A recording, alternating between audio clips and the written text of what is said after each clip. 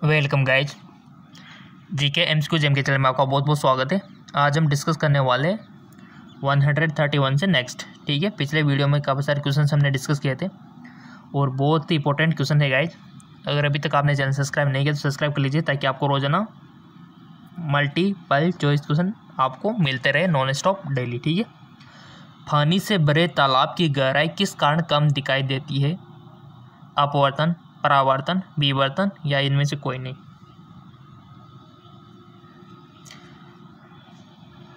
Choose कर लिया होगा आपने। इसका राइट ऑप्शन होगा आपका, लेट मी चेक, अपवर्तन। अपवर्तन के कारण क्या होता है? गहराई कम दिखाई देती है। अगर ये क्वेश्चन इसी प्रकार से पूछ लिया जाए कि पानी में रखी हुई कोई भी पेंसिल हो गई, छड़ हो गई, मुड़ी हुई क्यों दिखाई देती है, किस कारण से दिखाई देती है, फिर आपका आंसर क्या होगा? वेरी गुड, फिर भी आपका आंसर अपवर्तन ही होना चाहिए। ठीक है, क्योंकि ये अपवर्तन की घटना है। अगर मान लो क्वेश्चन अलग अंदाज से पूछ ले जाए, किस प्रकार से कि पानी में, ठीक है, पानी के अंदर कोई भी सिक्का है वो हमें उठा हुआ क्यों दिखाई देता है? हम अगर यहाँ से देखें तो ये उठा हुआ क्यों दिखाई देता है? तो फिर भी आपका क्या आंसर क्या होगा? अपवर्तन। ठीक है, अगर मान लो आपसे क्वेश्चन पूछ लिया जाए कि कोई भी वस्तु, ठीक है, जैसे हम देख पाते हैं ना, आपने देखा होगा कई बार गर्मियों के दिनों में हम जैसे चलते हैं या फिर कोई भी सड़क हो गई, मान लो ये सड़क हो गई आपकी, ठीक है, तो आप इस पर चलते हो गर्मियों के टाइम पे, आपने पानी पानी पानी सा देखा होगा कि पानी दिखता है, लेकिन जब आप आगे बढ़ते हो वो पानी और आगे चला जाता है। जैसे आप वहाँ जाते हो वो पानी और आगे दिखाई देता है, मरक तरसना जिसको बोलते हैं। ये किसके कारण होता है बताइए? ये गलत बात है, ये अपवर्तन से नहीं होता, ये होता है पूर्ण आंतरिक परावर्तन की घटना से होता है। ठीक है, मरीचिका, थोड़ा सा ध्यान रखना इस बात का। अगर ये क्वेश्चन पूछ लिया जाए कि हमें आकाश नीला क्यों दिखाई देता है, फिर ये अपवर्तन के कारण बहुत सारी घटनाएं, जैसे इंद्रधनुष का बनना, तारों का टिमटिमाना, काफ़ी सारी घटनाएं आप देखते होंगे, इनके रीजन इनमें से कुछ होता है। ठीक है, चलते हैं एक और। साबुन के बुलबुलों के चमकीले रंग निम्नलिखित से किसके कारण होता है? साबुन से आपने देखा होगा बचपन में, तो आप काफ़ी नए होंगे, साबुन से तो देखे होगे बुलबुले रंगीन रंगीन। ठीक है, तो किस कारण से? प्रकीर्णन, विक्षेपण, विवर्तन, इनमें से कोई नहीं। बहुत अच्छा क्वेश्चन है। बनते कपड़े धोते टाइम पे, नहाते टाइम पे बुलबुले बनते हैं रंगीन रंगीन, तो वो किस कारण से बनते हैं? तो कौन सी साइंस लग गई है जो उसके कारण रंगीन हो गए वो? सो किस कारण से? प्रकीर्णन। याद रखना, किसके कारण? प्रकीर्णन के कारण फैला देते प्रकाश को। अगला क्वेश्चन, निम्नलिखित में से किस में उच्चतम ऊर्जा होती है? नीले प्रकाश में, लाल प्रकाश में, पीले प्रकाश में, हरे प्रकाश में? सो इसका राइट ऑप्शन हो जाएगा आपका नीले प्रकाश में, ब्लू। अगला क्वेश्चन,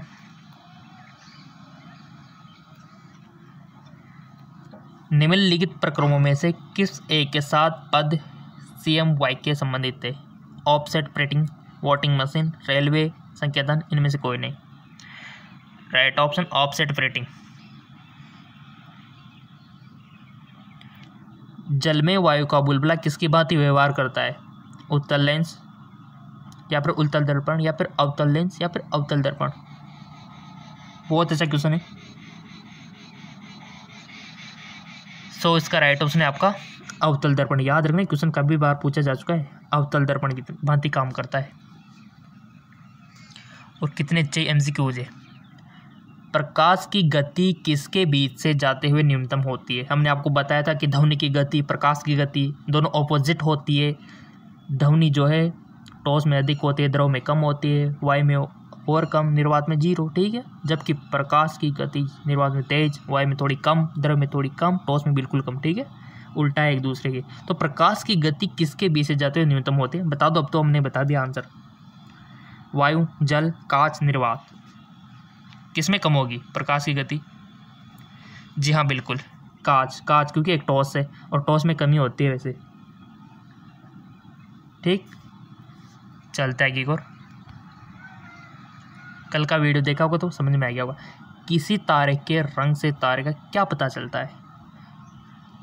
तारे की दूरी, तारे का तापमान, तारे का भार, तारे का आकार।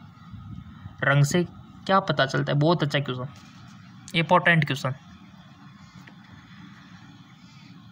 चूज कर लिया करो, आप बार बार कहने की जरूरत नहीं होनी चाहिए, आप वैसे चूज कर लिया करो जैसे हम आंसर इसका क्वेश्चन पढ़ते हैं, क्वेश्चन पढ़ के कंप्लीट, तो आंसर सोच लिया करो आप ही, क्योंकि आंसर तो हम बता ही रहे सभी का, कोई दिक्कत वाली बात है ही नहीं।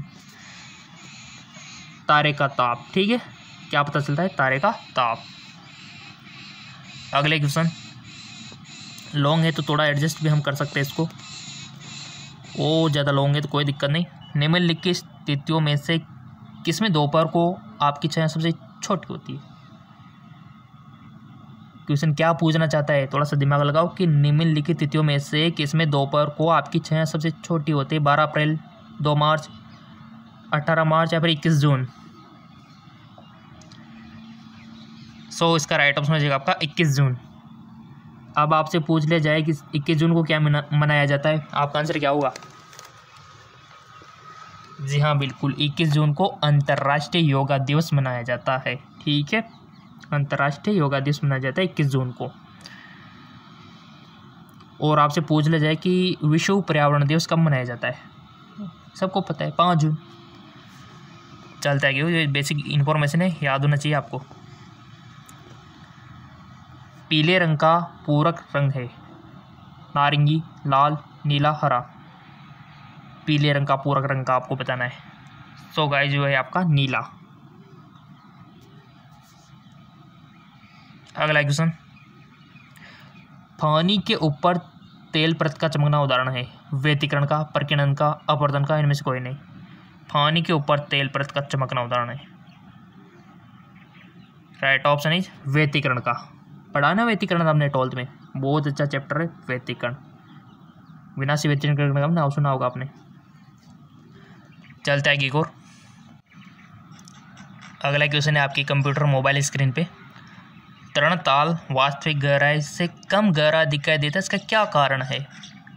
स्विमिंग पूल में आप सब नहाए हो तो कम गहरा दिखाई देता है, लेकिन जैसे कूदते हो, छलांग लगाते हो तो काफ़ी गहरा होता है। ये कम गहरा क्यों दिखाई दे रहा है? प्रकीर्णन, व्यतिकरण, अपवर्तन, प्रकाश। सो इसका राइट ऑप्शन अपवर्तन के कारण ऐसा दिखाई दे रहा है आपको। क्वेश्चन इंपॉर्टेंट है और आपके लाइक जो है ना, आपके लाइक मिलते रहेंगे तो हम भी क्वेश्चन अपलोड करते रहेंगे, कोई दिक्कत वाली बात नहीं। सारे काम छोड़ के हम पहले वीडियो बनाते हैं देखो आपके लिए, क्योंकि आपके लाइक से मोटिवेशन मिलता है। ठीक है, तभी तो आपको नॉन स्टॉप मिलते रहते हैं ना क्वेश्चन। बाह्य अंतरिक्ष में किसी अंतरिक्ष यात्री को आकाश दिखाई देगा? सिंपल सी बात है, अंतरिक्ष में है तो अपवर्तन तो होगा नहीं, अपवर्तन नहीं होगा तो सिंपल सी बात है ब्लैक ही दिखाई देगा, क्योंकि अपवर्तन के कारण तो नीला दिखाई देता है और वो ही नहीं होगा तो फिर ब्लैक दिखाई देगा। तो ये तो क्वेश्चन आप सभी को आ गया होगा, ब्लैक दिखाई देता है क्योंकि वहाँ पर एयर वेयर कुछ भी नहीं है तो अपवर्तन ही नहीं होगा। क्वेश्चन लॉन्ग है बट ईजी है कि अबिंदुकता का दोष दूर करने के लिए निम्नलिखित में से किस लेंस का प्रयोग किया जाता है? एक होता है निकट दृष्टि दोष, एक होता है दूर दृष्टि दोष, और एक होता है जरा दृष्टि दोष, एक होता है अबिंदुकता दोष। तो किस लेंस का प्रयोग किया जाता है? अवतल लेंस, उत्तल लेंस, सिलेंडरी लेंस और दीपॉक्सी लेंस। गाइज हम आपको बता दें ये जितने भी दोष है ना, निकट दृष्टि दोष, दूर दृष्टि दोष, जरा दृष्टि दोष, ठीक है, इनका थोड़ा सा ध्यान रखना। यहाँ से इनका सॉल्यूशन पूछा जाता है कि कौन सा लेंस किस में काम करेगा। ठीक है, तो इसका थोड़ा सा याद होगा वैसे बेसिकली आपको, क्योंकि आप 10th से पढ़ते आ रहे हो ना इसको। तो बताओ फिर आंसर इसका कि अबिंदुकता का दोष दूर करने के लिए किस लेंस का प्रयोग किया जाएगा? अवतल, उत्तल या फिर सिलेंडर या फिर दीपॉक्सी? ईमानदार से बताना, आप अपनी ईमानदारी नहीं खोगे तो कितने भी आगे आप जा सकते हो ज़िंदगी में, याद रखना ईमानदारी। सो गाइज आपने चूज कर लिया होगा इसका आंसर, चेक करने जा रहे हैं हम। तो ये लीजिए सिलेंडरी लेंस इसका राइट ऑप्शन हो जाएगा, करेक्ट। अगला क्वेश्चन, थोड़ा सा इसको जूम कर लेते हैं ताकि आपको अच्छा दिख जाए, हमारे स्टूडेंट को कोई भी दिक्कत नहीं होनी चाहिए। एक प्रिज्म से गुजरने पर जो प्रकाश सबसे अधिक अपवर्तित होता है वह है? प्रिज्म पता है ना, हरा, बैंगनी, लाल, नारंगी, कौन सा है? एक प्रिज्म से गुजरने पर जो प्रकाश सबसे अधिक अपवर्तित होता है, ऐसे क्वेश्चन बनते हैं आपके, देखो। सो चूज कर लिया होगा आपने, इसका राइट ऑप्शन बैंगनी, याद रखना, बैंगन से याद रख लेना, बैंगनी, क्योंकि बैंगन सीधा सा होता है ना, तो इसी प्रकार ये सबसे अधिक अपरिवर्तित है। अब क्वेश्चन बन सकता है कि सबसे अधिक परिवर्तित कौन सा है, फिर क्वेश्चन ऐसे भी बन सकता है, तो थोड़ा सा उसको ध्यान रखना। उसमें प्रिज्म का इधर से लाइट बहते रंग विभाजित होता है, कौन सा अधिक विचलित है कौन सा नहीं है, उसका ध्यान रखना थोड़ा। आपका एंट्रांस एग्ज़ाम क्लियर हो जाए फिर तो कोई दिक्कत वाली बात नहीं है। हम एंट्रांस एग्ज़ाम क्लियर करवाने के लिए तो ये कर रहे हैं। वस्तुओं का आवेशन किसके हस्तांतरण के फलस्वरूप होता है, न्यूट्रॉन, प्रोटॉन, इलेक्ट्रॉन, पॉजिट्रॉन। और हम आपको नॉलेज उतनी दे रहे हैं जिससे आपका एंट्रांस एग्जाम क्लियर हो जाए, ना तो उससे ज़्यादा ना उससे कम, ठीक है। अगर ज़्यादा देंगे तो आपकी मेमोरी फुल हो जाएगी, ठीक है, और कम देंगे तो आपको एंट्रांस में दिक्कत होगी। तो लेवल वही है जो आपके एंट्रांस में काम आएंगे। वस्तुओं का आवेशन किसके हस्तांतरण के फलस्वरूप होता है, neutron, proton, electron, positron. Electron. अगला क्वेश्चन। और किसी भी क्वेश्चन में देखो मिस प्रिंट लग रही हो तो कमेंट कर देना, उसका सॉल्यूशन हम मिलकर निकाल लेंगे, ठीक है ना। अति चालक का लक्षण है उच्च पारगम्यता, अनंत पारगम्यता, शून्य पारगम्यता, निम्न पारगम्यता। अति चालकता का लक्षण, तो राइट ऑप्शन हो जाएगा आपका उच्च पारगम्यता। शुष्क सेल है प्राथमिक सेल, द्वितीयक सेल, तृतीयक सेल, इनमें से कोई नहीं। राइट ऑप्शन इज प्राथमिक सेल, प्राथमिक सेल, ठीक है। अगला क्वेश्चन। तड़ित चालक का आविष्कार किसने किया, Lord Stern, Benjamin Franklin, Graham Bell, इनमें से कोई नहीं। तो राइट ऑप्शन हो जाएगा आपका बेंजामिन फ्रैंकलिन ने।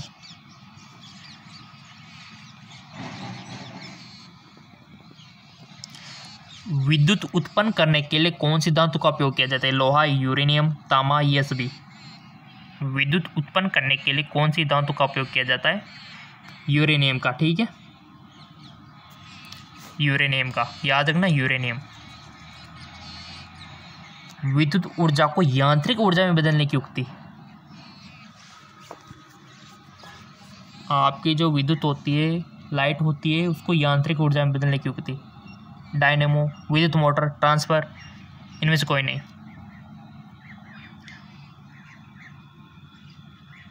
सो इसका राइट ऑप्शन है आपकी विद्युत मोटर, क्योंकि लाइट लेके कोई भी यांत्रिक कार्य कर सकती है, जैसे कि पंखा का घूमना, ठीक है, आपके जो दही से घी बनाने वाली मशीन आती है, कोई भी रोटेशन चीज़ हो गई। अगर इसका उल्टा पूछ ले जाए कि यांत्रिक को विद्युत में कन्वर्ट करने वाली युक्ति, फिर क्या बोलोगे, फिर आपका डायनेमो सही होगा, जनरेटर सही होगा, जनरेटर आप जिसको बोलते हो, ठीक है, वो आपका सही होगा। चलते आगे एक और। अगला क्वेश्चन है, एकीकृत परिपथ में प्रयुक्त अर्धचालक चिप निम्न की बनी होती है। अर्धचालक का ध्यान रखना, ये पूरा चैप्टर है आपके सेमीकंडक्टर वाला, 101% क्वेश्चन आएगा यहाँ से हमारा, ठीक है। सिलिकॉन, जिरकॉन, कार्बन, इनमें से कोई नहीं। देखो एकीकृत परिपथ में प्रयुक्त अर्धचालक चिप निम्न की बनी होती है, तो वो बनी होती है आपके सिलिकॉन की। अगला क्वेश्चन। प्रत्यावर्ती धारा को दिष्ट धारा में यानी कि एसी को डीसी में परिवर्तन करने वाली युक्ति को क्या कहते हैं। बहुत अच्छा क्वेश्चन है गाइस, ये तो इंपॉर्टेंट है। रेक्टिफायर, ट्रांसफार्म या फिर ट्रांसमीटर या फिर इनमें से कोई नहीं, जो आपकी एसी को डीसी में कन्वर्ट कर दे, एसी को डीसी में, याद रखना इंपॉर्टेंट है क्वेश्चन। सो गाइज वो है आपका रेक्टिफायर, याद रखना क्या है, रेक्टिफायर। अगर क्वेश्चन उल्टा बन जाए तो कि डीसी को एसी में बदलने वाली युक्ति कौन सी है, क्वेश्चन तो बन सकता है, देखो दिमाग लगाओ थोड़ा सा। डीसी को एसी में, तो याद रखना वो है इन्वर्टर, ठीक है। क्या है, इन्वर्टर। आप देखा होगा इन्वर्टर किसी के घर में लगा होगा तो कि बैटरी होती है बड़ी बड़ी सी, जबकि बैटरी में तो क्या होता है, डीसी होता है। उससे आपके पंखे कैसे चल गए, क्योंकि उसने इन्वर्टर ने कन्वर्ट कर दिया एसी में, ठीक है। इन्वर्टर भी साथ में होता है उनके, और वो बैटरियाँ होती हैं ना, वो डीसी करंट प्रोवाइड कराती है, इन्वर्टर्स को कन्वर्ट करके एसी भी सप्लाई करता है। तो ऐसे उल्टा भी याद रखा करो। तो यहाँ पर एसी को डीसी में कौन बदलेगा, रेक्टिफायर, ठीक है। चलते हैं, क्वेश्चन अच्छे हैं और हम आपको अच्छे से समझा रहे हैं। फिर भी कोई दिक्कत हो तो फेसबुक इंस्टाग्राम पे पूछ सकते हो, लिंक हमने नीचे दे रखा है फेसबुक इंस्टाग्राम का, आपके लिए डिस्क्रिप्शन में लिंक दे रखा है इंस्टाग्राम फेसबुक का। हस्ताई चुंबक बनाए जाते हैं तांबे के, इस्पात के, नरम लोहे के, सभी के, बताइए। हस्ताई चुंबक परमानेंट होता है, आपने देखा होगा एक अस्थायी चुंबक है, अस्थायी चुंबक। तो ये किसके बनाए जाते हैं? इस्पात के। किसके? इस्पात के। अगला क्वेश्चन, चुंबकीय क्षेत्र का मात्रक होता है? Weber, domain, Gauss, Henry. चुंबकीय क्षेत्र का मात्रक चूज कर लिया होगा आपने, वैसे 5 सेकंड का टाइम हम आपको देते हैं। चुंबकीय क्षेत्र का मात्रक होता है गॉस। किसी भी क्वेश्चन में अगर आपको डाउट हो, मिस प्रिंट हो, गलत सा लग रहा हो, समझ में नहीं आ रहा हो तो कमेंट कर देना, नेक्स्ट वीडियो में सॉल्यूशन हम आपको बताएंगे। शुष्क सेल में जो ऊर्जा संग्रहित हो रहती है वह है उसमें ऊर्जा, रासायनिक ऊर्जा, विद्युत ऊर्जा, इनमें से कोई नहीं। शुष्क सेल में जो ऊर्जा संग्रहित हो रहती है, राइट ऑप्शन रासायनिक ऊर्जा। ठीक है, रासायनिक ऊर्जा। बिजली के पंखे की गति बदलने के लिए प्रयुक्त साधन है? स्विच, रेक्टिफायर, रेगुलेटर, अन्य। बिजली के पंखे की गति बदलने के लिए होता है ना कम ज़्यादा करने का, उसको क्या बोलते? अगर मान लो सर्दी लग रही है तो कम कर देते हो, गर्मी लग रही है तो उसको तेज़ कर देते हो, आपके हाथ में होता है ना वो, उसको क्या बोलते हैं? वेरी गुड, उसको बोलते हैं आप रेगुलेटर। ठीक है, रेगुलेटर यानी कि नियंत्रक, जिससे आप नियंत्रण कर सको। अगला क्वेश्चन, फेराडे का नियम किस प्रक्रिया से संबंधित है? फेराडे का नियम इंपॉर्टेंट है, देख लेना गाइज, क्वेश्चन बन सकता है फेराडे के नियम से। गैसों का दाब, क्वेश्चन आपके 11th और 12th से ही आएंगे, बाहर कहीं से भी नहीं आएंगे। 11th 12th अच्छे से देख लो, अच्छे से कंप्लीट कर लो, जो हम पढ़ा रहे हो पढ़ लो, एनसीईआरटी को फॉलो कर लो, 100% सिलेक्शन है। फेराडे का नियम किस प्रक्रिया से संबंधित है? गैसों का दाब, गैसों की अभिक्रिया, तापमान एवं दाब, इलेक्ट्रोलाइसिस। तो राइट ऑप्शन हो जाएगा आपका इलेक्ट्रोलाइसिस, फेराडे का नियम। ठीक है, और क्वेश्चन ये भी कम लग रहे हो तो हमारा जेके लोन जॉब चैनल है, जेके लोन जॉब चैनल, इसका भी लिंक नीचे डिस्क्रिप्शन में दिया हुआ है। निम्न में से कौन विद्युत अचुम्बकीय है? इंपॉर्टेंट, डायामैग्नेटिक, पैरामैग्नेटिक, आपके जो प्रति चुम्बकीय, लोह चुम्बकीय, अनुचुम्बकीय है। यहाँ से क्वेश्चन 100% बनेगा गाइज, तो उसको उदाहरण भी देख लेना, परिभाषा भी देख लेना। तो यहाँ पूछा गया है कि निम्न में से कौन विद्युत अचुम्बकीय है? कोबाल्ट, क्रोमियम, तांबा, निकल। तो राइट ऑप्शन हो जाएगा आपका तांबा। अगला क्वेश्चन, चुंबकीय अमोतर और भौगोलिक अमोतर के बीच के कोण को क्या कहते हैं? चुंबकीय आघूर्ण, चुंबकीय नीति, चुंबकीय दिक्पात, इनमें से कोई नहीं। तो राइट ऑप्शन है आपका चुंबकीय दिक्पात। अगला क्वेश्चन, निम्नलिखित में से कौन सा एक प्रकृति में अनुचुंबकीय है? हाइड्रोजन, ऑक्सीजन, नाइट्रोजन, लोहा। निम्नलिखित में से कौन सा एक प्रकृति में अनुचुंबकीय है? अनुचुंबकीय वो है आपका ऑक्सीजन। क्या है आपका? ऑक्सीजन।